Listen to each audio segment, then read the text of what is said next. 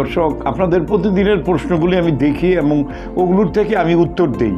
আমি সরাসরি কোনো মেকই করতে চাই না যে আমার অনেক সমর্থক আছে, অনেক ভক্ত আছে, আমার সামনে হাজার হাজার অডিয়েন্স বসা আছে, আমাকে বলে অনেকে, এগুলো আমি পছন্দ করি না, আমার দরকার নেই। তো আমার শক্তিটা হলো আমার ওষুধি গাছের প্রতি গভীর বিশ্বাস। আমার শক্তি হলো আমার গবেষণা, আমার ভোলাটেল আছে, আমার টিস্যু কালচার আছে, আমার ওষুধি গাছের বাগান আছে 4-5টা। এগুলো আমার শক্তি। আমার বাপদাদা, আমার 8 পুরুষ এই ওষুধি গাছ নিয়ে কাজ করছে। তো এই শক্তিতে আমি বলিয়ান হইয়া বলি। এই যে এখন এটাকে যেরকম চামড়ার উপরে একটা চুলকানি, একটা চর্মরোগ, কঠিন চর্মরোগ, এটাকে দাঁত বলে। এই যে দাঁতগুলি, দাঁত মর্দন একটা গাছ, হলুদ ফুল হয়, গাছের সুন্দর অনেক পাতা হয়, অজস্র হয়। একটা গাছ এক বাড়িতে থাকলে 1 বছরে আরও 50টা গাছ হবে।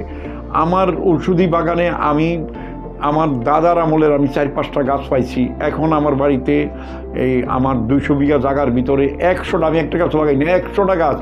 আর এত হলুদ ফুল, এত সুন্দর একটা ফুল হয়, ফুলটা 3 মাস থাকে, 2 মাস থাকে, 1 মাস থাকে। এই হলুদ ফুলটা আমার সম্পূর্ণ পার্কটাকে সুশোভিত করে।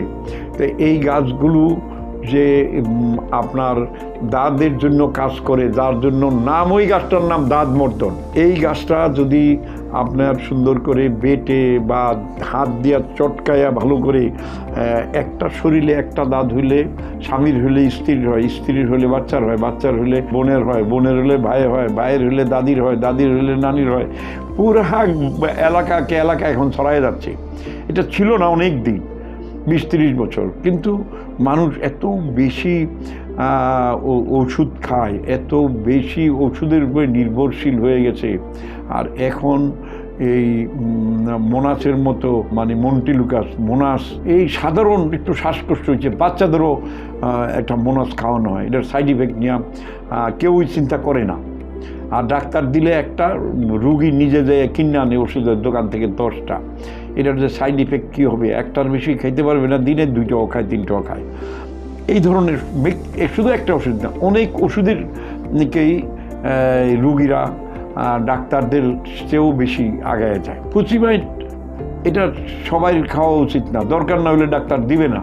কিন্তু একজনের রুগীর কাছ, আরেকজন রুগীর কাছ থেকে শুনে যায়, আমার এই রোগ হয়েছিল, এটা আমি পুচিমাইট খেয়ে ভালো হয়েছিল, সেই ওষুধটা দেয় কিনে না, তারা নিজেরা খাইতে থাকে।